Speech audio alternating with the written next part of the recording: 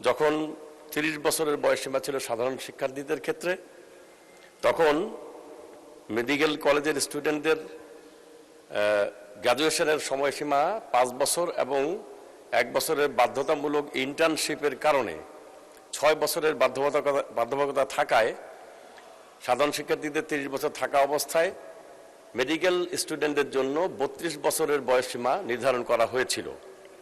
সাম্প্রতিক সময়ে যে পরিবর্তনটা আনা হয়েছে এখানে, তাতে সাধারণ শিক্ষার্থীদের বয়সসীমা 30 থেকে 32 করা হলেও মেডিকেল স্টুডেন্টদের এই বাস্তবতাকে সামনে রেখে অভিজ্ঞ এবং দক্ষ উচ্চশিক্ষিত শিক্ষার্থীদের মেডিকেল গ্র্যাজুয়েটদেরকে চাকরিতে আনার উদ্দেশ্যে এই বয়সসীমা 32 স্থলে তাদের জন্য 34 করার যে বিধানটি রাখা উচিত ছিল সেটা করা হয়নি।